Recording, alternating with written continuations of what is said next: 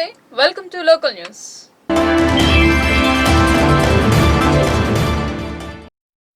కేంద్ర సమాచార ప్రసార మంత్రిత్వ శాఖకు చెందిన సెంట్రల్ బ్యూరో ఆఫ్ కమ్యూనికేషన్ ఆధ్వర్యంలో ఓటర్ల అవగాహన సదస్సు నిర్వహించారు.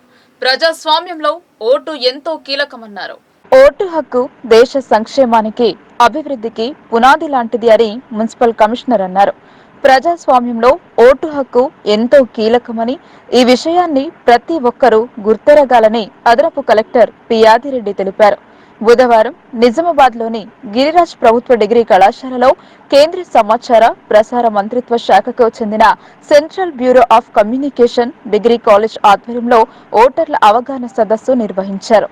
ఈ సందర్భంగా అదనపు కలెక్టర్ పి యాదిరెడ్డి మాట్లాడుతూ 18 సంవత్సరాలు నిండిన యువతి యువకులకు ఓటు హక్కు దేశ సంక్షేమానికి, అభివృద్ధికి పునాది లాంటిదని, దానిని సద్వినియోగం చేసుకోవాలని పేర్కొన్నారు. దేశం, రాష్ట్రం, జిల్లా అభివృద్ధి పథంలో ముందుకు సాగాలంటే ప్రజలకు సుపరిపాలన అందించే ఒక మంచి లక్షణాలు కలిగిన అభ్యర్థిని ఎన్నికల సమయంలో ఓటు హక్కు ద్వారా ఎన్నుకోవాలన్నారు. సమాజంలోని విద్యావంతులు, ప్రజలు ఓటు విలువ తెలుసుకుని ప్రజాస్వామ్య పద్ధతిలో నిజాయితీగా ఓటు వేయాలని సూచించారు. యువత ఓటు వినియోగించడంలో నిజాయితీని ప్రదర్శించాలని సూచించారు. నిజామాబాద్ మున్సిపల్ కమిషనర్ మంద మకరందు ఐఏఎస్ మాట్లాడుతూ వయోజనులైన ప్రతి పౌరుడు ఓటు హక్కు కలిగి మంచి నాయకులను ఎన్నుకోవాలని తెలిపారు. మీ గ్రామాల్లో ఓటు హక్కుపై ప్రజలను చైతన్యవంతులను చేసి ఓటు హక్కు వినియోగించుకునేలా అవగాహన కల్పించాలని విద్యార్థులను కోరారు. ఓటు వజ్రాయుధం లాంటిదని, యువత ఓటు హక్కును సద్వినియోగం చేసుకోవాలని సిబిసి ఎఫ్పిఓ బి ధర్మానాయక్ సూచించారు. ఒక్క ఓటు చరిత్ర గతిని మారుస్తుంది, మన భవితను తిరగరాస్తుంది, మంచి సమాజ నిర్మాణానికి దోహదం చేస్తుందన్నారు. ఓటు హక్కుపై నిర్వహించిన ఉపన్యాస, వ్యాస రచన, రంగోలీ పోటీల్లో మొదటి, ద్వితీయ, తృతీయ స్థానాల్లో నిలిచిన విద్యార్థులకు ముఖ్య అతిథుల చేతుల మీదుగా బహుమతులు ప్రదానం చేశారు. అంతకుముందు సెంట్రల్ బ్యూరో ఆఫ్ కమ్యూనికేషన్ ఆధ్వర్యంలో కళాకారుల బృందం తమ పాటలతో ఓటు హక్కుపై విద్యార్థులకు అవగాహన కల్పించారు.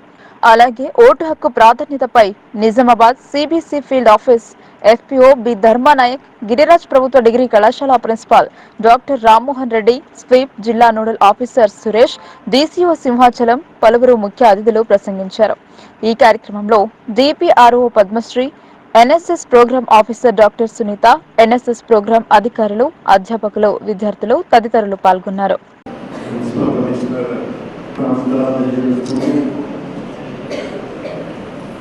ఇంతవరకు మాట్లాడిన వక్తలు ఎలక్షన్ ప్రొసీజర్ గురించి చెప్పారు. ప్లస్ ఏ విధంగా ఓటర్లు వినియోగించుకోవాలని చెప్పారు. ఆల్మోస్ట్ అన్ని టాపిక్స్ కవర్ అయినాయి. అయినా కూడా కొత్తగా మీకందరికీ ప్రతి మీటింగ్లో చెప్తానే ఉంటాము. మరి ఫీల్డ్లో ఎంతవరకు ఎగ్జిక్యూట్ అయ్యేది మీ పరంగా మీరంతా ఇప్పుడు కొత్తగా ఓటర్ పొంది ఈ సంవత్సరం ఓటర్ వినియోగించుకున్న వ్యక్తులే ఇందులో చాలా ఎక్కువ మంది ఉంటారు. మరి వారి పరంగా వారి తరఫున ఓటర్కు ఎథికల్గా, నైతిక విలువలతో ఉపయోగించుకునే విషయాన్ని నేను ఒక 2-3 మాటలలో చెప్తాను. సరే, మీకు అందరికీ ఆల్మోస్ట్ ఇక్కడ ఉన్న వాళ్ళందరూ 90% రూరల్ బ్యాక్గ్రౌండ్ నుంచి వస్తుంటారు, అర్బన్ బ్యాక్గ్రౌండ్ నుంచి తక్కువ ఉంటారు. ఏ గ్రామానికి పోయినా, ఏ పల్లెకి పోయినా, ఎక్కడ పోయినా కానీ ఇప్పుడున్న పరిస్థితుల్లో ఆల్మోస్ట్ వాళ్ళు ప్రతి ఒక్క కుటుంబం, ప్రతి ఒక్క ఓటరు ఒక పార్టీకి అప్లికేషన్ అయి ఉన్నారు. అంటే ఒక 10-20 సంవత్సరాల క్రితము సరే ఓటు హక్కు వినియోగించుకునే వ్యక్తి దగ్గరికి వచ్చి ఒక వారము, ఒక 2-3 డేస్ ముందు అడగడం, వదిలేయడం, వారికి నచ్చిన వ్యక్తికి ఓటు వేయడం అనేది జరిగేది. కానీ ఇప్పుడున్న పరిస్థితుల్లో సమాజంలో ప్రతి ఒక్కరికి అవగాహన వచ్చింది. ప్లస్ ఆ కుటుంబంలోని వ్యక్తులు ఏ పార్టీకి, ఏ వ్యక్తికి ఓటర్కు ఓటు వేయాలనేది ముందే డిసైడ్ అయ్యింది. అలాంటి పరిస్థితిలో మీరు కొత్తగా ఏం చేయాలి? నేను చెప్పిందా అసలు కొంతమందికి అనుమానం ఉంటుంది. మీరు కొత్తగా చేయాల్సిన విషయం ఏంటంటే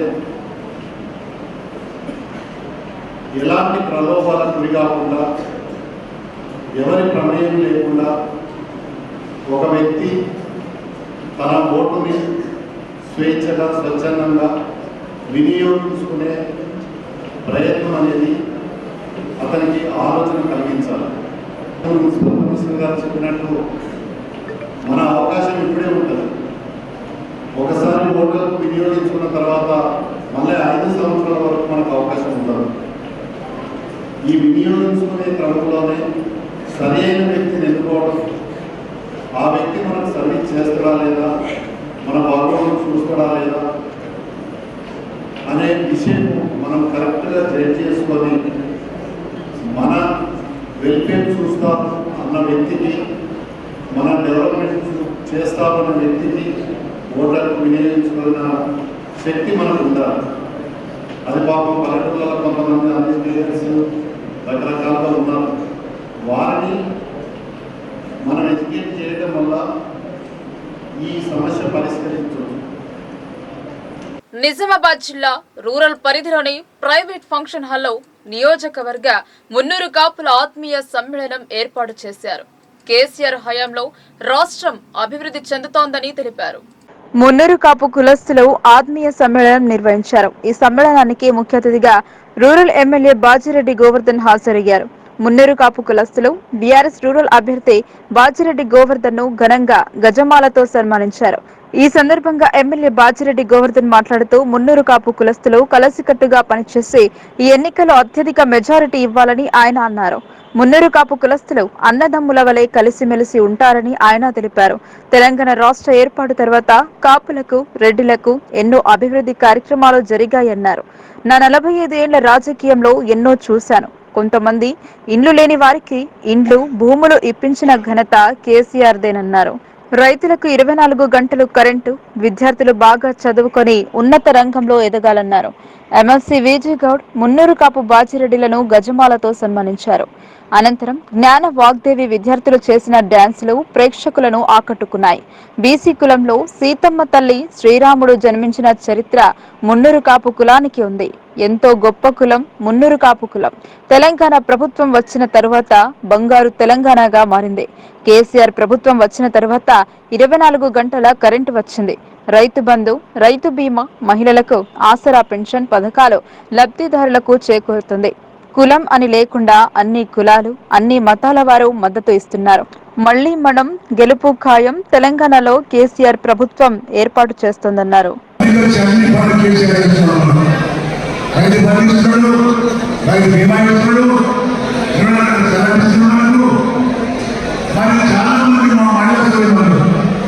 వాళ్ళందరికీ కూడా వృద్ధాప్య పెన్షన్ ఇస్తున్నాడు, వేడికాలకు పెన్షన్ ఇస్తున్నాడు, ఒంటరి మీద పెన్షన్ ఇస్తున్నాడు, ఇతరులకు పెన్షన్ ఇస్తున్నాడు.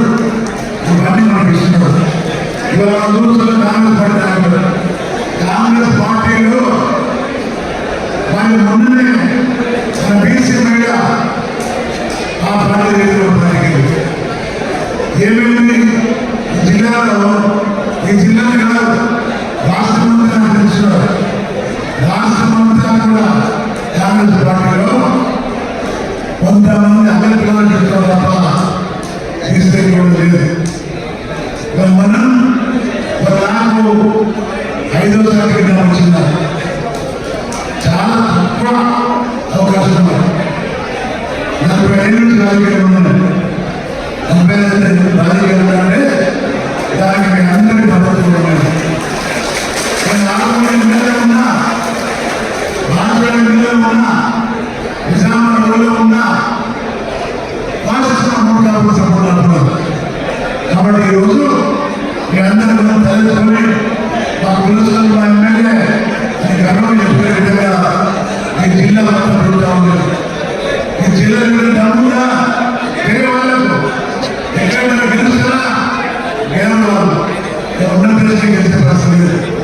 మన నేను ఇవాళ నేను అందరూ గర్వపడేలా మా జిల్లా మంత్రి కూడా కలుస్తున్నా. మీకు గర్వం కదా, మీకు సంతోషం కదా. మరి ఇవాళ ఇంతమంది కార్యక్రమం జరుగుతున్నారు. మరి రైతు ప్రభుత్వం రాష్ట్రంలో వేరే పార్టీ చాలా మంది వస్తారు, ఎలక్షన్లో కూడా వస్తారు. ఎలక్షన్లో వాళ్ళు మాట్లాడుకోరు. మన కులం అనుకుంటున్నారు, మన కులం జనగమ మానవుడు, మన సీతదేవుడు, మన కులదేవుడు, మన కులంలో ఒక మహా సీతమ్మ లాంటి కులంలో మనం జన్మించారు. అలాంటి కులం అందరికంటే గట్టిగా ఉండాలి, అందరికంటే గట్టిగా ఉండాలి. ఇవాళ శ్రీరామచంద్రుడు అల్లుడు అర్థమైందా మీకు? శ్రీరామచంద్రుడు అల్లుడు నిజ ప్రదర్శన చేసేవాడు నకిలీ శ్రీరాముడు, ఒరిజినల్ కాదు. అలా మాట్లాడకూడదు. కాంగ్రెస్ పార్టీ ఉంటే గతంలో 40 ఏళ్ళు పరిపాలన చేసింది. ఎప్పుడన్నా రైతుల గురించి ఆలోచించిందా? ఇవాళ కరెంట్ ఇచ్చిందా? రైతులు నిర్మాణించిందా? ఏమి ప్రభుత్వం? ఇవాళ నా ప్రభుత్వం ఇవన్నీ ఇస్తున్నాం. ఇలా చేసుకుంటారు. మనలో చాలా పేదవాళ్ళు, మనలో చాలా గరీబ్ ఉన్నారు. కొంతమందికి జాగా లేవు, కొంతమందికి ఇల్లు లేవు, కొంతమంది భూములు లేవు. వాళ్ళందరూ మనం ఇస్తున్నా. ఇవాళ రైతు ఎట్లా ఇస్తున్నారో, రైతు బీమా ఇస్తున్నారో, మండలంలో కూడా భూములు లేనటువంటి వాళ్ళు కూడా కేసీఆర్ బీమా భారతీయ జనతా పార్టీ ప్రధాని నరేంద్ర మోడీ చేస్తున్న అభివృద్ధి సంక్షేమ పథకాలకు ఆకర్షితులై 2000 మంది బీజేపీ ఎమ్మెల్యే అభ్యర్థి రాకేష్ రెడ్డి సమక్షంలో బీజేపీలో చేరారు. ఆర్మూర్లో బీజేపీ రోజు రోజుకు బలపడుతోందని పేర్కొన్నారు. నిజామాబాద్ జిల్లా ఆర్మూర్ పట్టణంలోని భారతీయ జనతా పార్టీ ఆర్మూర్ ఎమ్మెల్యే అభ్యర్థి పైడి రాకేష్ రెడ్డి సమక్షంలో నియోజకవర్గంలోని 5 మండలాలకు చెందిన బేస్తు సంఘం సభ్యులు బీఆర్ఎస్ పార్టీని వీడి బీజేపీ పార్టీలో చేరారు. పార్టీలో చేరిన వారికి రాకేష్ రెడ్డి పార్టీ కండువాలు వేసి పార్టీలోకి ఆహ్వానించారు. రాకేష్ రెడ్డి మాట్లాడుతూ దేశంలో ధర్మ పరిపాలన మోదీ ఆధ్వర్యంలో నడుస్తోందని, దేశం సుభిక్షంగా ఉండాలంటే భారతీయ జనతా పార్టీ అధికారంలో ఉండాలని అన్నారు. బీజేపీ దేశం కోసం ధర్మం కోసం పోరాటం చేస్తోందని, మోడీ చేస్తున్న ఈ పోరాటంలో తాము కూడా పాలు పంచుకోవాలనే ఉద్దేశంతో సుమారు 2000 పైచిలుకు మంది స్వచ్ఛందంగా బీజేపీ కండువా కప్పుకున్నారని అన్నారు.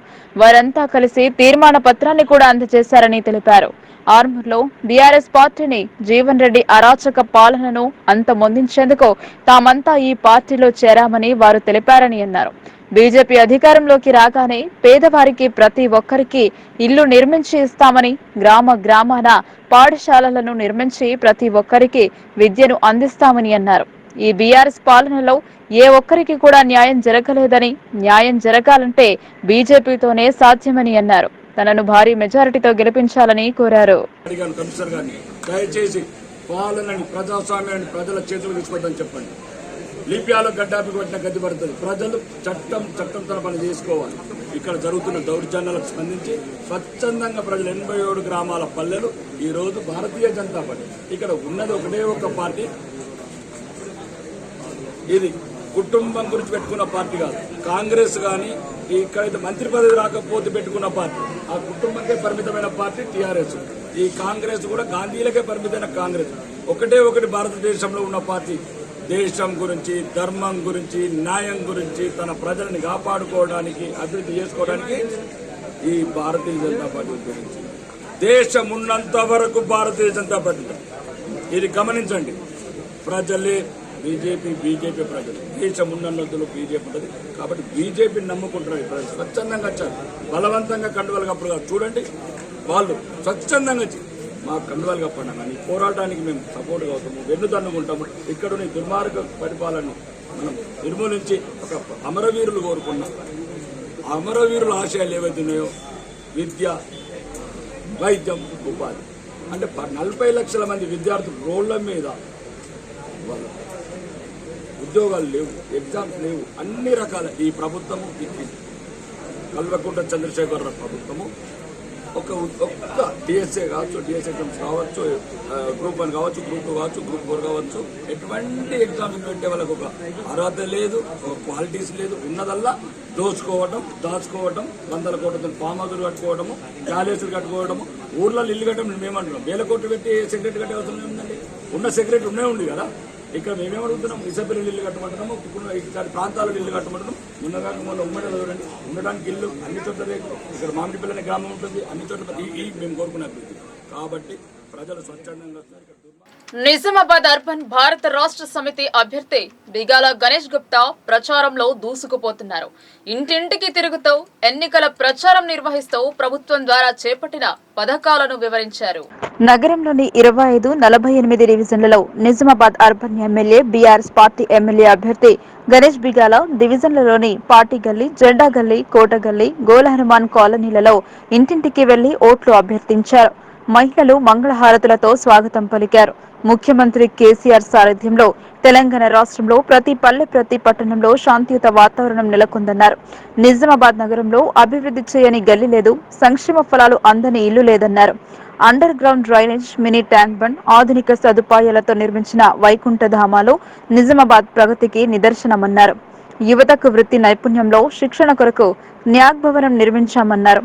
ఐటీ టవర్ నిర్మించి 400 మందికి స్థానికులకు ఉద్యోగాలు కల్పించామన్నారు. ప్రగతికి మారుపేరు బీఆర్ఎస్ పార్టీకి ఓటు వేయండి, మరింత అభివృద్ధికి సహకరించాలని ప్రజలను కోరారు. ఈ కార్యక్రమంలో నగర మేయర్ దండు నీతు కిరణ్, గుజ్జటి వెంకట నర్సయ్య, ఎనుగందుల మురళి, 48వ డివిజన్ నాయకులు సత్యపాల్, పుండ్ర నరేష్ రెడ్డి, రేసు హనుమాన్లు, పబ్బా సాయి ప్రసాద్, 25వ division corporator Sirigada Dharmapuri, cooption సభ్యులు అంతిరెడ్డి లత, దేవేందర్, చింతకాయల రాజు, పుప్పాల రవి, కస్తూరి, గంగారాజు, శివప్రసాద్, పాలకొండ నరసింహరావు, బుజ్జమ్మ తదితరులు పాల్గొన్నారు. అభ్యాసన సామర్థ్యాలను పెంపొందించేలా గుణాత్మక విద్యను బోధించాలని రాష్ట్ర ఎన్నికల కమిషనర్ పార్థసారథి అన్నారు. చిట్ల ప్రమీల జీవన్ రాజ్ ట్రస్ట్ ఆధ్వర్యంలో ఉపాధ్యాయులకు శిక్షణా తరగతులు నిర్వహించారు. విద్యార్థులకు మంచి భవిష్యత్తును అందించేందుకు వారిలో అభ్యాసన సామర్థ్యాలు పెంపొందిస్తూ గుణాత్మక విద్యను బోధించాలని తెలంగాణ రాష్ట్ర ఎన్నికల కమిషనర్ సి పార్థసారథి ఉపాధ్యాయులకు మార్గనిర్దేశం చేశారు. తన తల్లిదండ్రులు చిట్ల ప్రమీల జీవన్ రాజ్ పేరిట నెలకొల్పిన చారిటబుల్ ట్రస్ట్ ఆధ్వర్యంలో రాష్ట్ర ఎన్నికల కమిషనర్ స్వీయ పర్యవేక్షణలో బుధవారం పెర్కిట్లో విద్యా స్ఫూర్తి కార్యక్రమం నిర్వహించారు. ఆర్మూర్ మండలం పరిధిలోని 21 జిల్లా పరిషత్ ఉన్నత పాఠశాలలో కేజీబీవీ మోడల్ స్కూల్స్ ప్రధానోపాధ్యాయులకు ఆంగ్ల మాధ్యమంలో గణితం, సైన్స్, సోషల్ సబ్జెక్టులు బోధించే 140 మంది ఉపాధ్యాయులకు బోధన సామర్థ్యాల పెంపుపై state council of educational research and training SCERT నిపుణులచే ఒకరోజు శిక్షణా తరగతులు నిర్వహించారు. ఈ కార్యక్రమానికి రాష్ట్ర ఎన్నికల కమిషనర్ తో పాటు జిల్లా collector Rajiv Gandhi Hanumanthu, Armoor RTO Vinod Kumar, DEO Durgaprasad, DIEO Raghuraj, DPO Jayasudha తదితరులు హాజరయ్యారు. తాము బోధించే సబ్జెక్టులను ఇంగ్లీషు భాషలో విద్యార్థులను ఆకట్టుకునే రీతిలో వారి సామర్థ్యాలను పెంపొందించేలా ఎలా బోధించాలి అనే అంశాలపై హైదరాబాద్ నుండి వచ్చిన రీసెర్చ్ పర్సన్ లో క్షుణ్ణంగా అవగాహన కల్పించారు. ఉదయం నుండి సాయంత్రం వరకు సెషన్ల వారీగా శిక్షణా తరగతులు కొనసాగాయి.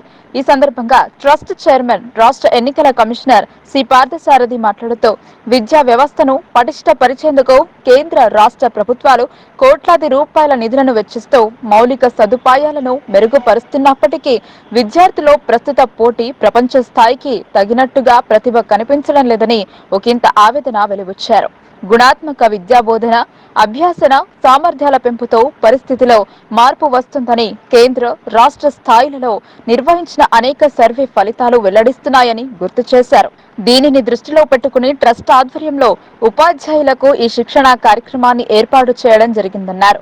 గుణాత్మక విద్య పాఠశాల స్థాయిలో సాధించాలంటే ఆయా విషయాలలో నిర్దేశించిన సామర్థ్యాలు, అభ్యాసన ఫలితాలు ఖచ్చితంగా తరగతి గది ద్వారా మాత్రమే సాధించవలసి ఉంటుందని, అప్పుడే లక్ష్య సాధన సిద్ధిస్తుందని స్పష్టం చేశారు.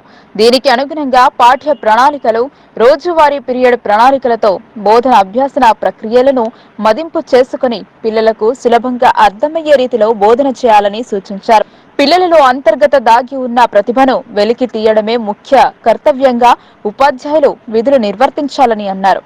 10వ తరగతి ఇంటర్ పరీక్షలలో 90% పైగా మార్కులు సాధిస్తున్న అనేక మంది విద్యార్థులు పై చదువులకు సంబంధించిన ఎంట్రన్స్ ఎగ్జామ్స్ లో మాత్రం ప్రవేశ అర్హత పొందలేకపోతున్నారని, విద్యార్థుల్లో ఆశించిన సామర్థ్యాలు పెంపొందించబడకపోవడమే ఇందుకు కారణమని అన్నారు. ప్రతి ఏటా సుమారు 15 లక్షల మంది ఇంజనీరింగ్ విద్యను అభ్యసిస్తుండగా వారిలో అతి కష్టంగా 1,00,000 మందికి మాత్రమే కొలువులు లభిస్తున్నాయని తెలిపారు. పాఠశాల విద్యాస్థాయి నుండే విద్యార్థులకు గుణాత్మక విద్యను అందిస్తే అద్భుత ఫలితాలు వస్తాయని, సాధారణ విద్యార్థులు కూడా తమ ప్రతిభతో ఉన్నత స్థానాలకు చేరేందుకు దోహదపడుతోందని ఆకాంక్షించారు. తమ పిల్లలు బాగా చదువుకుని జీవితంలో స్థిరపడాలని తల్లిదండ్రుల ఆశయాలు నెరవేరుతాయని అన్నారు. ముఖ్యంగా పేద, దిగువ, మధ్యతరగతికి చెందిన పిల్లలు చదువుకునే ప్రభుత్వ పాఠశాలలో గుణాత్మక విద్యాబోధన జరగాల్సిన ఆవశ్యకత ఎంతైనా ఉందని కమిషనర్ పార్థసారథి నొక్కి చెప్పారు. బట్టి పట్టే విధానం దూరమై ప్రాథమిక స్థాయి నుండే అభ్యాసన ఫలితాలు, సామర్థ్యాల పెంపు దిశగా కృషి జరగాలన్నారు. NCERT ఈ దిశగా ప్రయత్నాలు చేస్తుండడం ఆహ్వానించదగ్గ పరిణామమని అన్నారు.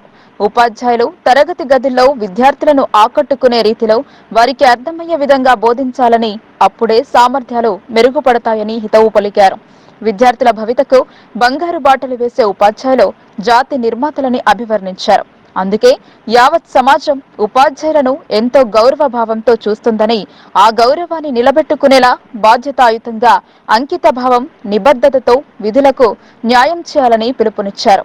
ప్రస్తుత పోటీ ప్రపంచంలో నెగ్గుకు వచ్చేలా విద్యార్థుల్లో అంతర్జాతీయ స్థాయి ప్రమాణాలకు ధీటుగా బోధన చేయాలని, ఎంతో నిష్ణాతులైన ప్రభుత్వ పాఠశాలల ఉపాధ్యాయులకు ఇది కష్టమైన పని ఏమీ కాదని అన్నారు. అందరూ విద్యార్థులను సమదృష్టితో చూడాలని, అందరి ముందు చులకన చేయడం వల్ల విద్యార్థుల్లో మానసిక కుంగుబాటుకు దారితీస్తుందని, ఈ పరిణామం పలు సందర్భాల్లో పిల్లలను విద్యకు దూరం చేసే ప్రమాదం ఉందన్నారు. బాధించే గురువులుగా కాకుండా బోధించే గురువులుగా విద్యార్థుల జీవితాలను చక్కదిద్దాలని, పాఠ్యాంశాలతో పాటు వారిలో నైతిక విలువలను పెంపొందిస్తూ ఆదర్శవంతులుగా నిలువాలని హితవు పలికారు. కీలకమైన విధిలో కొనసాగుతున్నప్పటికీ విద్యా స్ఫూర్తి కార్యక్రమాలను క్రమం తప్పకుండా నిర్వహిస్తుండడం అభినందనీయమని అన్నారు. ట్రస్ట్ ఆధ్వర్యంలో ఏర్పాటు చేసిన శిక్షణా తరగతులను సద్వినియోగం చేసుకుని విద్యార్థుల్లో అభ్యాసన సామర్థ్యాల పెంపునకు కృషి చేయాలని ఉపాధ్యాయులకు సూచించారు. కోవిడ్ సంక్షోభం తరువాత విద్యా వ్యవస్థలో అనేక మార్పులు వచ్చాయని, ముఖ్యంగా ఆన్లైన్ బోధన విస్తరించిందని అన్నారు. అత్యధిక శాతం ప్రైవేటు విద్యా సంస్థలు ఇప్పటికీ ఆన్లైన్ బోధనా విధానాన్నే అనుసరిస్తున్నాయని, తదనుగుణంగా ప్రభుత్వ పాఠశాలల్లోనూ డిజిటల్ తరగతులను ఏర్పాటు చేయడం జరుగుతోందని గుర్తు చేశారు. దీనిని దృష్టిలో పెట్టుకుని సాంకేతికతతో కూడిన విద్యా బోధనను అలవర్చుకోవాల్సిన అవసరం ఎంతైనా ఉందని సూచించారు. సామాన్య, పేద కుటుంబాల విద్యార్థులు చదువుకునే ప్రభుత్వ బడులలో వారికి నాణ్యమైన విద్యను అందించి చక్కటి భవిష్యత్తుకు దోహదపడాలని, దీనిని ప్రతి ఉపాధ్యాయుడు సామాజిక బాధ్యతగా భావించాలని కలెక్టర్ పిలుపునిచ్చారు. ఈ కార్యక్రమంలో SCERT రిసోర్స్ పర్సన్లు మధుసూదన్ రెడ్డి, శ్రీనివాస్చారి, రాజేందర్ కుమార్, ట్రస్ట్ కార్యదర్శి N నర్సింహులు, ఆయా పాఠశాలల ప్రధానోపాధ్యాయులు, ఉపాధ్యాయులు పాల్గొన్నారు. అంతకుముందు నిజామాబాద్ జిల్లా కేంద్రంలోని R&B అతిథి గృహానికి చేరుకున్న రాష్ట్ర ఎన్నికల కమిషనర్ సి పార్థసారథిని collector Rajiv Gandhi Hanumanthu, police commissioner Kalmeshwar తదితరులు పుష్పగుచ్చాలు అందించి స్వాగతం పలికారు.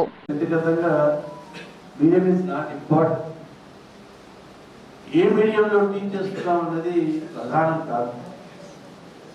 తెలుగులో టీచ్ చేసినా, ఇంగ్లీష్లో టీచ్ చేసినా మనం సబ్జెక్ట్ని ఎలా టీచ్ చేస్తున్నాము, విద్యార్థులు ఎంతవరకు అవగాహన చేసుకుంటున్నారు, వాళ్ళ నిజంగా వాళ్ళ మైండ్స్ ఓపెన్ అవుతున్నాయా, వాళ్ళ తెలివితేటల్లో ఏమైనా తేడా ఉందా, ఏదైతే మనం లేటెంట్గా ఉన్నాయి పిల్లలు అంతర్గతంగా ఉన్నది. అసలు విద్య అంటేనే అంతర్గతంగా ప్రతి మనిషికి టాలెంట్ ఉంటుంది, ఐక్యూ ఉంటుంది. దాన్ని వెలికి తీయడమే విద్య అని అంటూ ఉంటాం. మనం ఎంతవరకు చేయగలుగుతున్నాము? ఎప్పుడు మనం క్లాస్ రూమ్లో పొడవెళ్తా వెడల్పెళ్తా, కాంపౌండ్ పొడవెళ్తా వెడల్పెళ్తా, మనకు బ్లాక్ బోర్డ్స్ ఉన్నాయా, చైర్స్ ఉన్నాయా, ఇవన్నీ ఆలోచిస్తున్నాం. కానీ అసలు విషయం ఏం జరుగుతూ ఉంది ఒకసారి మనము సమీక్షించుకుంటే బాగుంటుంది అనే అంశం మీద నేను ఆలోచించడం, కాస్త స్టడీ చేయడం, నాలో నేను కొంత అంతర్మదనం పోవడం, అది ఇంట్రాస్పెక్షన్ అంటాం, ఏం జరుగుతూ ఉంది అనేది నాలో కూడా ఆలోచన మొదలైంది. పిల్లల్ని చూద్దామా, బోర్డని పుస్తకాలు మోస్తా ఉన్నారు, గాడిద చాకరీ చేస్తున్నట్టే అనిపిస్తుంది స్టూడెంట్స్ చూస్తే.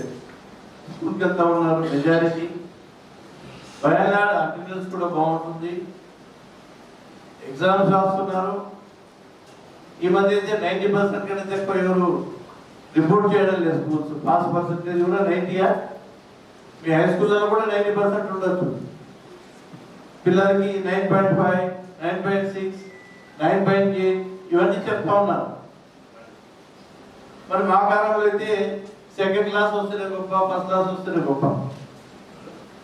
నాకు 52% వచ్చింది ఎస్ఎస్సిలో. ఇంటర్మీడియట్ ఫస్ట్ క్లాస్ పాస్ అయ్యి 45% వచ్చింది. ఇక్కడ ఆర్ట్స్ అండ్ సైన్స్ కాలేజ్లో ఇంటర్మీడియట్ ఒకటికే ఫస్ట్ క్లాస్ వచ్చింది. బైపీసీ, ఎంపీసీ, సిఈసి, హెచ్ఈసి మొత్తం కలిపి నాకు ఒకటే ఫస్ట్ క్లాస్ వచ్చింది. అది చూస్తే 65%. మరి ఇప్పుడేమో మనం 90%, 95%, 9.8, 9.9. ఇక్కడ హైదరాబాద్లో చూస్తే 9.9 వస్తుంది, కానీ సీట్ రాలేదు, మళ్ళీ అడ్మిషన్ రాలేదు, ఫర్దర్ హైయర్ ఎడ్యుకేషన్లో దొరకలేదు అడ్మిషన్ అనే మాట కూడా మనం వింటా ఉన్నాం. So this is 1 point. Secondly, తల్లిదండ్రులను చూస్తే పాపం పిల్లల్ని చదివించాలనే తపన చాలా విపరీతంగా ఉంది. చిన్న ఒక రిక్షా పుల్లల్ని కూడా అడిగితే వాళ్ళ పిల్లల్ని ఇంగ్లీష్ మీడియంలో జాయిన్ చేయడానికి ప్రయత్నం చేస్తూ ఉన్నారు. మనకి ఇప్పుడు ఊర్లలో కూడా మల్లెట్ పాటల్లో, విలేజ్లో కూడా ఇంగ్లీష్ మీడియం స్కూల్స్ వచ్చాయి. వాళ్ళు ఇంగ్లీష్ మీడియం చదివితే బాగుంటుంది, ప్రైవేట్ స్కూల్ అయితే బాగుంటుందనే ఉద్దేశంతో ఏమాత్రం కాస్త అవకాశం ఉంటే వాళ్ళు ప్రైవేట్ స్కూళ్ళలో పిల్లల్ని జాయిన్ చేయడం కూడా గత 10-15 సంవత్సరాలుగా జరుగుతాం. సో తల్లిదండ్రులు ఎంత త్యాగం చేయడానికైనా పిల్లలకి సిద్ధంగా ఉన్నారు. మా పిల్లలు చదువుకోవాలి, పెద్ద ఉద్యోగం చేయాలి, లేకపోతే మాకంటే ఉన్నతమైన స్థితిలో వాళ్ళని చూడాలి అనే ఒక తపన చాలా ప్రస్ఫుటంగా తల్లిదండ్రులు కనిపిస్తాం. మరోవైపు ప్రభుత్వం సంగతి నేను చెప్పాను, విపరీతంగా ఖర్చు పెట్టింది గవర్నమెంట్. అయితే యావరేజ్గా మన స్కూల్ ఎడ్యుకేషన్ తీసుకుంటే పర్ చైల్డ్ నాకున్న అవగాహన మేరకి 70,000 రూపాయలు ఖర్చు పెడుతుంది ప్రభుత్వం. 70,000 పర్ చైల్డ్. ప్రైవేట్ స్కూళ్ళలో కూడా 40,000-50,000 ఖర్చు పెడితే ప్రమాణమైన ఎడ్యుకేషన్ మనం చూస్తూ ఉన్నాం.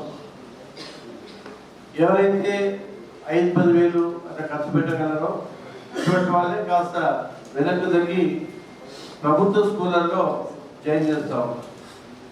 సో ప్రభుత్వం సైడ్ కూడా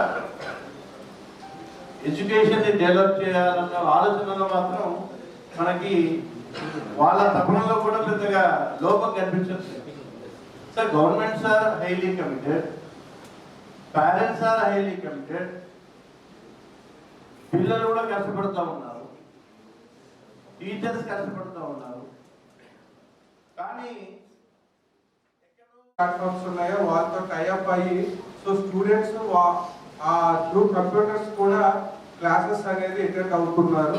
సో ఈ చేంజింగ్ సినారియో ఏదైతే ఇప్పుడు టెక్నాలజీ ఓరియంటెడ్ ఈ టీచింగ్ వచ్చిందో, సో అప్పుడు మనం కూడా అంటే టీచర్స్ కూడా ఖచ్చితంగా దానికి పోటీగా అంటే ఏదో మేము గవర్నమెంట్ టీచర్స్ ఏదో మాకు వచ్చింది మేము ఇలానే చెప్తాము, మాకు ఫస్ట్ ట్రైనింగ్లో ఇలానే చెప్పారు, మేము చిన్నప్పుడు చదువుకున్నప్పుడు ఇలానే చదివాం కాబట్టి మేము ఇలానే చెప్తామనేది కాకుండా సో ఇప్పుడు ఏదైతే మారుతున్న కాలానికి ఆ టెక్నాలజీని మీరు కూడా యూజ్ చేసుకోవాలని కోరుకుంటున్నాము.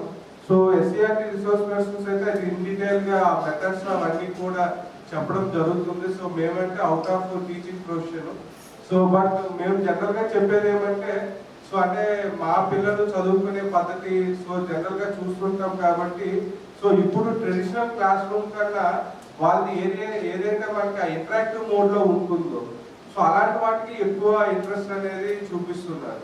కూడా ఏది కావాలన్నా వాళ్ళు జస్ట్ యూట్యూబ్లో చూసి తెలిసిపోతుంది. సో అంటే ఒకప్పుడు మేము చదువుకున్నప్పుడు కూడా ఏదో టీచర్ చెప్పిందే వేదం. సో అతను ఎస్ అంటే ఎస్, నో అంటే నో అంతే. అది రైటా తప్ప అనేది మేము ఎక్కడ వెరిఫై చేసే వాళ్ళం కూడా కాదు, వెరిఫై చేయడానికి కూడా ఒక ఆప్షన్స్ లేవు. బట్ ఇప్పుడు ఉన్న జనరేషన్ అలా లేరు. ఈవెన్ టీవీస్ కూడా ఇంట్లో టీవీలు కూడా స్మార్ట్ టీవీలో వచ్చాయి. సో దాంట్లో కూడా వాళ్ళు యూట్యూబ్లో అన్ని చూస్తుంటారు, జరుగుతూ ఉంటుంది. కాబట్టి సో టీచర్స్ కూడా మీరు ఇప్పుడు ఏదైతే టెక్నాలజీ ఉందో దానికి తగ్గట్టుగా మీరు కూడా ఆ టెక్నిక్స్ అనేది ఇంప్రూవ్ చేసుకోవాలి. సో చేసుకుంటే అంటే ఇప్పుడు చేసుకోకపోతే ఏమవుతుందంటే ఏం అవ్వదు. సో స్టూడెంట్స్ అనేది సఫర్ అవుతారు. సో ఇప్పుడు వస్తున్నప్పుడు కార్లో కూడా సార్ ఒక మాట చెప్పారు. సో మనకి ఇప్పుడు గవర్నమెంట్ స్కూల్స్లో చదువుకున్న వాళ్ళు ఎవరు అంటే సొసైటీలో సోషియో ఎకనామిక్ స్కేల్లో ఎవరైతే లాస్ట్లో ఉంటారో వాళ్ళే చదువుతారు. అంటే ఈవెన్ మంత్కి ఒక 15-20,000 ఎర్న్ చేసుకున్న వాళ్ళు కూడా వాళ్ళ పిల్లల్ని ఏదో ప్రైవేట్ స్కూల్లోనే చేర్పించడానికి చూస్తుంటారు. సో కాబట్టి మనకి గవర్నమెంట్ స్కూల్స్కి వచ్చే పిల్లల్ని ఆ టీచింగ్ కానీ వాళ్ళకి చెప్పేది అది మన social responsibility. Velpur spice park మైదానంలో ప్రజా ఆశీర్వాద సభలో సీఎం కేసీఆర్ పాల్గొంటారని మంత్రి తెలిపారు. బీఆర్ఎస్ పాలనలో ప్రజలంతా సంతోషంగా ఉన్నారు అని అన్నారు. సీఎం కేసీఆర్ ను మనస్ఫూర్తిగా ఆశీర్వదించేందుకు ప్రజలు స్వచ్ఛందంగా తరలి వస్తారు అన్నారు. నా భూతో నా భవిష్యత్ అన్న రకంగా సభ జరుగుతుందని పేర్కొన్నారు. దేశంలో ఏ రాష్ట్రంలో లేనటువంటి అభివృద్ధి పనులు తెలంగాణలో అమలవుతున్నాయి అని చెప్పారు. పోరాడి సాధించిన తెలంగాణ రాష్ట్రాన్ని అన్ని రంగాల్లో దేశంలోనే నంబర్ 1 గా నిలిపారన్నారు. తలసరి ఆదాయం, విద్యుత్ వినియోగం, ఐటీ ఉద్యోగాలు, గ్రామాల అభివృద్ధి, పచ్చదనం పెంపొందించడంలో తెలంగాణ నంబర్ 1 గా నిలిపిన నాయకుడు కేసీఆర్ అని కీర్తించారు. ప్రజా ఆశీర్వాద సభస్థల ఏర్పాట్లను పరిశీలించారు. నియోజకవర్గం నుండి పెద్ద సంఖ్యలో ప్రజలు తరలి రావాలని పిలుపునిచ్చారు. త్యాగధనుడు సీఎం కేసీఆర్ ఒకవైపు, ఓటుకు నోటు కేసులో దొరికిన దొంగ రేవంత్ రెడ్డి మరియు తెలంగాణ ద్రోహి కిషన్ రెడ్డి మరొక వైపు. ప్రజలు ఎవరి వైపు ఉంటారో ఆలోచన చేయాలన్నారు. మధ్యాహ్నం 2 గంటలకు పాల్గొండ నియోజకవర్గంలోని వేల్పూర్ ఎక్స్ రోడ్ వద్ద గల స్పైస్ పార్క్లో కేసీఆర్ గారి ప్రజా ఆశీర్వాద బహిరంగ సభ నిర్వహించడం జరుగుతూ ఉంది. ఈ ప్రజా ఆశీర్వాద సభని నిర్వహించడం జరుగుతూ ఉన్నది. దీని సందర్భంగా మా పాల్గొండ నియోజకవర్గ ప్రజలకు, టీఆర్ఎస్ పార్టీ కార్యకర్తలకు, నాయకులకు, రైతన్నలకు, మహిళలకు, యువకులకు, మేధావులకు అందరూ కూడా పేరున విజ్ఞప్తి చేస్తూ ఉన్నాను. దయచేసి ఈ ప్రజా ఆశీర్వాద సభలో అధిక సంఖ్యలో పాల్గొని ముఖ్యమంత్రి కేసీఆర్ గారిని ఆశీర్వదించవలసిందిగా, నన్ను కూడా ఆశీర్వదించవలసిందిగా కోరుతా ఉన్నాను. ఎన్నికల సమయంలో టీఆర్ఎస్ పార్టీ అభ్యర్థిని ఉత్తితో కడుపులో పొడచడం అనేది తెలంగాణ రాష్ట్రంలో కాంగ్రెస్ పార్టీ వారికే చెందుతుంది. ఇంకెవరు కూడా చేయలేరు. ఎందుకంటే కాంగ్రెస్ పార్టీది ఆది నుంచి కూడా నేరపూరితమైన వైఖరి ఉన్నది. వల్ల రేపి ఆయన చెన్నారెడ్డి ముఖ్యమంత్రి పదవిని దించే కుట్ర పనినాడు. అంటే ఒక ముఖ్యమంత్రి కావటానికి కాంగ్రెస్ పార్టీ నాయకులు ఒక ముఖ్యమంత్రిని, వాళ్ళ పార్టీ ముఖ్యమంత్రిని గద్దె దించడానికి మతకల్లోలు సృష్టించి అమాయకులైనటువంటి వందల మంది ప్రాణాలు తీసుకున్న పార్టీ కాంగ్రెస్ పార్టీ. ఇదందరికీ కూడా మనకు అన్నీ తెలుసు. ఇదంతా కూడా సత్యమే. ఇవాళ కాంగ్రెస్ పార్టీలో ముఖ్యమంత్రిని అయితే అంటోళ్ళు 10 మంది ఉన్నారు. రేపు రాబోయే రోజుల్లో కూడా జరిగేది ఇదే. రాబోయే రోజుల్లో ఒక తప్పుదారి కాంగ్రెస్ పార్టీకి అధికారం వస్తే వారు ముఖ్యమంత్రుల కోసం, ఒకడు ముఖ్యమంత్రి అయితే ఒకరిని దించడానికి కోసం, మళ్ళీ ఆ రోజు చెన్నారెడ్డి అప్పుడు ఎట్లా చేసినారో అట్లా మత ఘర్షణలు లేపి ఇవాళ ముఖ్యమంత్రిని దించే కుట్రలు కూడా వాళ్ళు చేస్తారు. ముఖ్యమంత్రి పదవి కోసం వందల మంది ప్రాణాలు బలి తీసుకోవడానికి కూడా వీళ్ళు వెనుకకు రారు. ఎందుకంటే వీళ్ళ నైజమే అటువంటి నైజం. మరి వాళ్ళ చూస్తున్నాం మనం ఆ పార్టీ అధ్యక్షుడు రేవంత్ రెడ్డి యొక్క వైఖరి. ఆయన చరిత్ర కూడా తెలంగాణ ఉద్యమ సమయంలో తుపాకీ తీసుకునే ఉద్యమకారుల మీదకి వచ్చినటువంటి వ్యక్తి ఆయన. కొడంగల్ ఎన్నికల సమయంలో తుపాకీ తీసుకునే ఓటర్ల మీదకి ప్రజల మీదకి పోయినటువంటి వ్యక్తి ఆయన. ఇటువంటి వాళ్ళు రేపు రాష్ట్రంలో ఏం చేస్తారో ఒకసారి ప్రజలు ఆలోచన చేయాలి. నిజంగా కూడా అంటే ఇది చాలా అన్యాయమైన దుర్మార్గమైన చర్య. దీన్ని తీవ్రంగా నేను ఖండిస్తూ ఉన్నాను. పార్టీ పక్షాన, బీఆర్ఎస్ పార్టీ నిజామాబాద్ జిల్లా పక్షాన. బోధన్ పట్టణంలో రేపు నిర్వహించనున్న బీఆర్ఎస్ పార్టీ మహా యువ గర్జన సభకు నవీపేట్ మండలం నుండి యువత భారీగా హాజరు కావాలని పిలుపునిచ్చారు బీఆర్ఎస్ యువజన నాయకులు. బీఆర్ఎస్ పార్టీ నవీపేట్ మండల యువజన శాఖ ఆధ్వర్యంలో నాయకులు మీడియా సమావేశం నిర్వహించారు. బోధన్ నియోజకవర్గంలో రేపు గురువారం మధ్యాహ్నం 3 గంటలకు ఎన్ఎస్ఎఫ్ క్రీడా మైదానంలో నిర్వహించనున్న భారీ యువ గర్జన మహాసభకు ముఖ్య అతిథిగా ఎమ్మెల్సీ కవిత, ఎమ్మెల్యే షకీల్ విచ్చేసి యువతకు దిశానిర్దేశం చేసే కార్యక్రమానికి మండల యువకులు భారీగా తరలి రావాలని కోరారు. ఈ సందర్భంగా మండల బీఆర్ఎస్ పార్టీ యువజన శాఖ మండల అధ్యక్షులు సాయి కుమార్ గౌడ్, మైనారిటీ నాయకులు Tahir bin Jafar, society vice chairman Praveen లో మాట్లాడుతూ గురువారం సాయంత్రం ఎమ్మెల్సీ కవిత ముఖ్య అతిథిగా హాజరు కానున్న యువ గర్జన మహాసభను విజయవంతం చేయాలని పిలుపునిచ్చారు. నవీపేట నుండి దాదాపు 6,000 మంది యువకులు హాజరయ్యేలా ప్రణాళిక సిద్ధం చేశామన్నారు. ఎమ్మెల్యే షకీల్ యువతకి ప్రాధాన్యం ఇచ్చే వ్యక్తి అని, యువతకు క్రీడా నైపుణ్యం పెంచేందుకు క్రీడా సామగ్రిని అందించడంతో పాటు యువతకు రాజకీయాల్లో ప్రాధాన్యత ఇస్తున్నారని అన్నారు. రాబోయే ఎన్నికల్లో 3వ సారి భారీ మెజారిటీతో ఎమ్మెల్యేగా షకీల్ ని గెలిపించాలని అన్నారు. బీజేపీ, కాంగ్రెస్ పార్టీలకు బోధన్లో డిపాజిట్లు కూడా రావని అన్నారు. రేపు మన నిజామాబాద్ ఎమ్మెల్సీ కల్వకుంట్ల కవిత గారి ముఖ్య అతిథిగా చేస్తున్న సందర్భంగా రేపు జరగబోయే యువగర్జనని ప్రతి ఒక్క యువకులు గ్రామ నుంచి తరలివచ్చి యువగర్జన సభని విజయవంతం చేసి షకీల్ని గెలుపుని బాటలు వేయాలని చెప్పేసి కోరుచున్నాం. మన నైపేట్ మండలం నుండి రేపు జరగబోయే బోధన్లో శంకర్ నగర్లో 3 గంటలకు జరగబోయే సభకి సుమారుగా 5 నుంచి 6,000 మంది యువకులు తరలి వెళ్ళడం జరుగుతుంది. దీనికి అక్కడ భోజన ఏర్పాటు కూడా చేయడం జరిగింది. మన యువకుల కోసం మాజీ నాయకులు, యువకులు అందరూ కూడా ఈ సభని విజయవంతం చేసి షకీల్ని గెలుపుని ఇంకా సునాయాసంగా చేయాలని చెప్పేసి కోరుచున్నాం. జై తెలంగాణ. 3 बजे बोधन शक्कर नगर के ग्राउंड में यूथ की मीटिंग रहेगी, जो कि शकील साहब की सदारत में और खुसूसी मेहमान हमारे कविता मैडम कल एक भारी तादाद में इंशाल्लाह 5 से 6 हज़ार यूथ बिलखुसूस जो कि नौजवान बच्चे हैं, कल इंशाल्लाह वो मीटिंग में रहेंगे। मैं सबसे अदब गुजारिश करता हूँ कि ज़्यादा से ज़्यादा तादाद में कल जुड़कर ये मीटिंग को सक्सेस करें, क्योंकि इंशाल्लाह शकील साहब बोधन से फिर से जो है ना तीसरी बार उन्होंने जीतेंगे और इंशाल्लाह हमारी उम्मीद है कि उन्होंने मिनिस्टर भी बनेंगे। तो आप सबसे दुआओं की गुजारिश। जय तेलंगाना। రేపటి కార్యక్రమము బోధన్ కాన్స్టిట్యున్సీ షకీల్ అన్న గారు, ఎమ్మెల్యే షకీల్ అన్న గారు ఆధ్వర్యంలో చీఫ్ గెస్ట్గా మరి ఎమ్మెల్సీ కవిత మేడం గారు ఆధ్వర్యంలో రేపు యూత్ సంబంధించి కాన్స్టిట్యున్సీ మీటింగ్ ఏర్పాటు చేయడం జరిగింది. పెద్ద ఎత్తున సభ, యువ గర్జన సభ ఏర్పాటు చేయడం జరుగుతూ ఉంది. ఆ సభకు నవీపేట్ మండలం నుంచి దాదాపు అన్ని విలేజ్ల నుంచి కూడా 100 నుంచి 200 మంది, దాదాపు మండలం మొత్తం కలిస్తే 5 నుంచి 6,000 మంది యువత తరలి వెళ్ళడానికి సిద్ధమయ్యారు. రేపటి కార్యక్రమంలో పెద్ద ఎత్తున ర్యాలీ ఉంటుంది, బైక్ ర్యాలీ ఉంటుంది. మరి అన్ని గ్రామాల తల్లిదండ్రులు కూడా టీఆర్ఎస్ ప్రభుత్వము, కేసీఆర్ గారి నాయకత్వంలో మీరు ఉండాలని చెప్పేసి మరి తల్లిదండ్రులందరూ కలిసి యువతరాన్ని మరి ఆ కవిత మేడం చెప్పే స్పీచ్ గురించి మరి అక్కడికి తరలి వెళ్ళాలని చెప్పడం జరుగుతూ ఉంది. మరి ఈరోజు వరకు అన్ని గ్రామాలలో మరి ఇప్పటికీ మాకు నర్సింగ్రావు అన్న ఆధ్వర్యంలో పార్టీ ప్రెసిడెంట్గా, యూత్ అధ్యక్షులు సాయి కుమార్ గౌడ్ ఆధ్వర్యంలో మరి ఈ కార్యక్రమాన్ని చేపట్టడం జరుగుతూ ఉంది. మరి రేపు జరగబోయే దాంట్లో ఒక్కసారి బీజేపీ నాయకులు, కాంగ్రెస్ నాయకులు కూడా ఆలోచించుకోవాలా.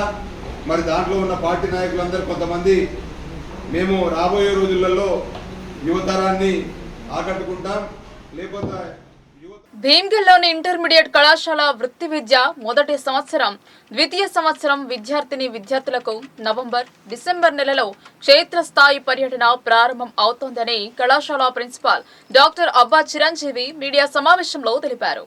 భీమ్గల్ ఇంటర్మీడియట్ కళాశాలలో డాక్టర్ అబ్బా చిరంజీవి మీడియా సమావేశం నిర్వహించారు. ఈ సందర్భంగా ప్రిన్సిపాల్ డాక్టర్ అబ్బా చిరంజీవి మాట్లాడుతూ నవంబర్, డిసెంబర్లో వృత్తి విద్య విద్యార్థులకు క్షేత్రస్థాయిలో పర్యటన ప్రారంభం అవుతోంది అని, ఇటు అవకాశాన్ని విద్యార్థులు వినియోగించుకోవాలని ఆయన తెలిపారు.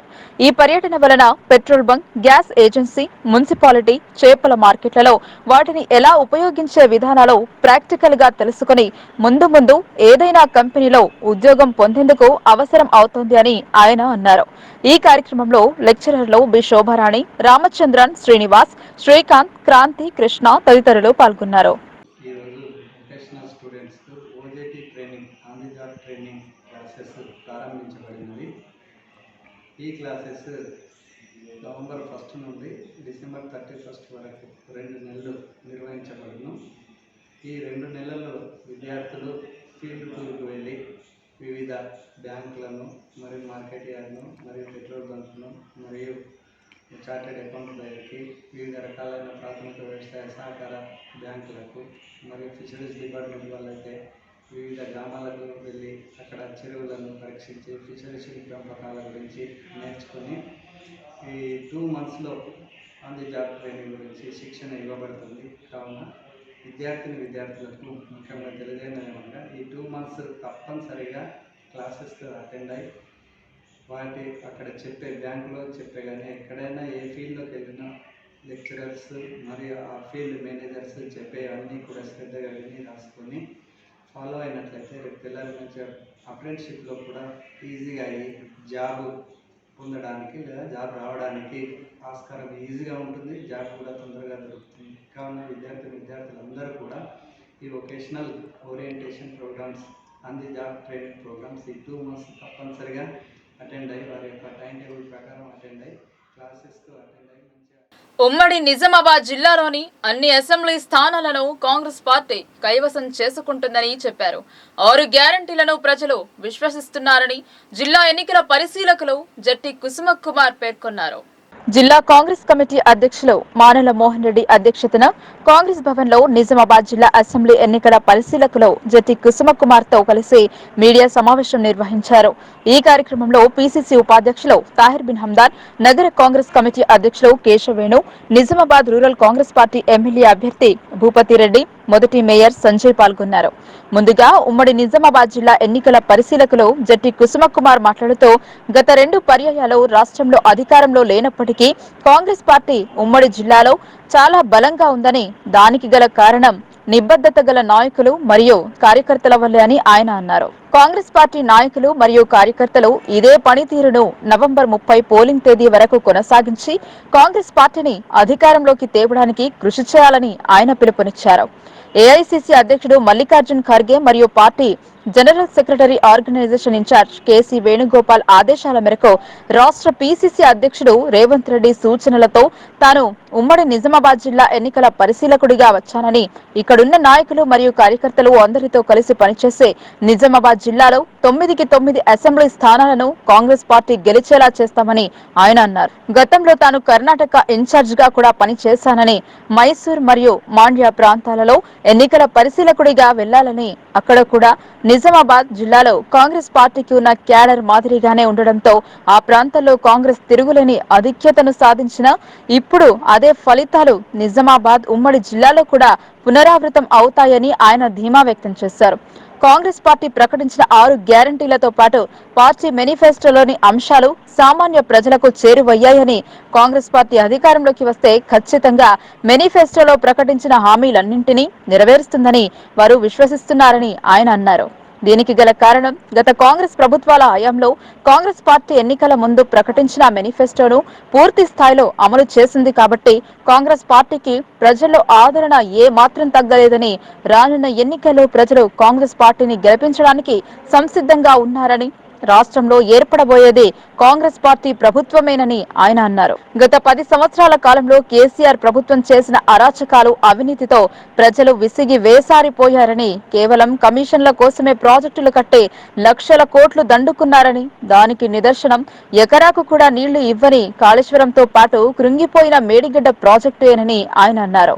కాంగ్రెస్ పార్టీ మేనిఫెస్టోను పవిత్రంగా భావిస్తోందని, మేనిఫెస్టోలో కాంగ్రెస్ పార్టీ అంశం పొందుపరిచిందంటే దానిని ఖచ్చితంగా అమలు చేసి తీరుతుందని, కానీ కేసీఆర్ కు మాత్రం మేనిఫెస్టో అంటే ఒక చిత్తు కాగితంతో సమానమని, నోటికి వచ్చిన వాగ్దానాలన్నీ ఇచ్చి ప్రజలను తన మాయ మాటలతో నమ్మించి ఓట్లు వేయించుకున్న తర్వాత గత ప్రభుత్వాల్లో అర్హులైన వాళ్ళందరికీ కూడా పెన్షన్ ఇవ్వడం జరిగింది. ఈ కాంగ్రెస్ పార్టీ యొక్క 6 గ్యారంటీలని నేను ఇక్కడ ఉన్న ఈ ఎలక్షనీరింగ్ చూసే ఈ యొక్క 25 రోజులు నేను ఇక్కడే ఉంటాను. 6 గ్యారంటీని మా యొక్క బూత్ ఏజెంట్ల ద్వారా, మా యొక్క నాయకత్వం ద్వారా ప్రతి ఒక్క ఇంటికి ఆల్రెడీ చాలా మందికి ఇవ్వడం జరిగింది. ప్రతి ఒక్క గడపకి వెళ్ళి మా కాంగ్రెస్ పార్టీ కార్యకర్తలు వాళ్ళ దగ్గరికి వెళ్ళి 6 గ్యారంటీలు కూడా మా రాష్ట్ర పిసిసి అధ్యక్షుడు, సిఎల్పి నాయకుడు ఇద్దరి సంతకాలతో ఉన్న గ్యారంటీ అది. అంటే ఒక గ్యారంటీగా మేము మా సంతకం పెట్టి మీ దగ్గర ఇస్తున్నాము. రేపు పొద్దున మీరు ఇదిగో గ్యారంటీ అని చెప్పేసి మీరు అడగచ్చు అని చెప్పేసి ఆ ఒక హామీ పత్రం అది. కర్ణాటకలో ఇచ్చిన హామీలు కూడా మేము మొదటి నెల రోజుల్లోనే మేము నెరవేర్చడం జరిగింది. మా సోదరి మనులు కర్ణాటకలో కర్ణాటక బస్సు ఇక్కడ వరకైతే ఎంతుందో కర్ణాటక బస్సును ఉచిత ప్రయాణం కూడా చేస్తున్నాం. గృహలక్ష్మి కింద వాళ్ళకి నెల 2,000 రూపాయలు అక్కడ, 2,500 రూపాయలు ఇక్కడ మేము ఇవ్వబోతున్నాం. కొందరిని కూలీలను తీసుకొచ్చి పేడ్ ఆఫీసులు తీసుకొచ్చి డబ్బు ఇచ్చి రోజుకి 300 రూపాయలు ఇచ్చి కర్ణాటక రైతులని అవసరం తీర్చి వాళ్ళకి ఏదో ప్రచారం చేద్దామని ప్రయత్నం చేయడం జరిగింది ఈ యొక్క టీఆర్ఎస్ ప్రభుత్వం. తర్వాత మా కార్యకర్తలు వెళ్ళి వాళ్ళని నిలదీసి అడిగితే మాకేం తెలియదు, మాకు డబ్బు ఇచ్చి సమాచారం కానీ కర్ణాటకలో మంచిగానే కరెంట్ వస్తుంది, మంచిగానే అన్ని ఎలక్షన్లో చెప్పినది నెరవేర్చిందని చెప్పి వాళ్ళే చెప్పారు. కర్ణాటక ఉప ముఖ్యమంత్రి డీకే శివకుమార్ గారు, పిసిసి అధ్యక్షుడైన డీకే శివకుమార్ గారు తాండూరు సభలో వచ్చి మీరు రండి, మీకు బస్సులు అరేంజ్ చేస్తాను, కేసీఆర్తో పాటు క్యాబినెట్ మొత్తాన్ని తీసుకెళ్ళేసి మా రాష్ట్రంలో దింపి మేము మా యొక్క పథకాలు అమలు చేస్తున్నామా లేదా అనేది మీరే పరీక్షించండి అని చెప్పేసి కూడా ఛాలెంజ్ చేయడం జరిగింది. దానికి కూడా వాళ్ళు ఆ ఛాలెంజ్ కూడా స్వీకరించలేదు. కాంగ్రెస్ పార్టీ గెలవబోతుంది. 6 గ్యారంటీలు పథకాలే కాకుండా మా యొక్క మేనిఫెస్టోలో పెట్టిన మిగతా పథకాలన్నింటినీ కూడా మేము నెరవేర్చి తీరుతాము. ఈ యొక్క ఏటీఎం సెంటర్గా మారిన మీరు చూసారు మేడిగడ్డలో ఏమైపోయిందో. ఇప్పుడు దానికి 300 కోట్లు ఖర్చు పెట్టి ఆ కాంట్రాక్టరే డబ్బుతో చేస్తానంటున్నాడు. కానీ కొన్ని కోట్ల రూపాయల కరెంటుతో లక్షల రూపాయల కరెంటు బిల్స్ ఇచ్చి నింపిన యొక్క డ్యాంలో నీళ్ళన్నీ వదిలేసి అది ఎప్పటికీ రిపేర్ అవుతుంది అనేది కూడా తెలియదు. ఆ యొక్క మేడిగడ్డ ఆ బ్యారేజీని కూడా ఉండడానికి నాణ్యత లోపము, వీరి యొక్క జేబులకి డబ్బులు నింపుకోవడానికి చేసిన పని కింద తెలంగాణ ప్రజలందరూ గమనిస్తూ ఉన్నారు. రాబోయే నవంబర్ 30 తారీఖు నాడు జరగబోయే ఎలక్షన్స్లో చేతి గుర్తు మీద ఓటేసి కాంగ్రెస్ పార్టీని ఉమ్మడి నిజామాబాద్ జిల్లాకు చెందిన 9 అసెంబ్లీ నియోజకవర్గాలు కాంగ్రెస్ పార్టీ అభ్యర్థుల్ని గెలిపించబోతున్నారు. రిమైనింగ్ 4 అభ్యర్థులను కూడా బహుశా రేపటి సాయంత్రానికి ప్రకటించడం జరుగుతుంది. ఖర్గే గారి అధ్యక్షతన వేసిన కమిటీ. కృష్ణ కుమార్ అన్న గారు వాటికి సంబంధించిన రేపు జరిగే ఎన్నికల్లో ఏ విధంగా ముందుకెళ్ళాలి, మేము ఏమి ఇస్తాము, వాళ్ళు ఏం మోసం చేసిన విషయంలో మాట్లాడుతూ ముఖ్యంగా ఉక్కు మహిళ శ్రీమతి ఇందిరాగాంధీ గారి యొక్క వర్ధంతి 29వ వర్ధంతి. ఆ వర్ధంతి సందర్భంగా కాంగ్రెస్ పార్టీ కార్యాలయంలో పార్టీ శ్రేణులంతా కూర్చొని అందరూ కలిసి ఘనమైన నివాళులు అర్పించడంతో పాటు ఈ సందర్భంగా జిల్లా ప్రజలకు కష్టాల్లో ఏ విధంగా ముందుకు నడవాలి అని ఈ దేశంలో ఒక దిక్సూచి లాంటి మనిషి ఆమె. కాంగ్రెస్ కార్యకర్తలు స్వర్గీయ భారతరత్న ఉక్కు మనిషి ఇందిరమ్మ గారి యొక్క ఆలోచనలను, ఆశయాలను అందిపుచ్చుకొని మరొక్కసారి ఈ రాష్ట్రంలో కాంగ్రెస్ పార్టీ రావడమే ఈ వార్తలు ఇంతటితో సమాప్తం. తిరిగి ప్రసారమయ్యే వార్తల్లో మళ్ళీ కలుద్దాం. అంతవరకు చూస్తున్నానండి మీ లోకల్ న్యూస్, మన ఊరు మన వార్త.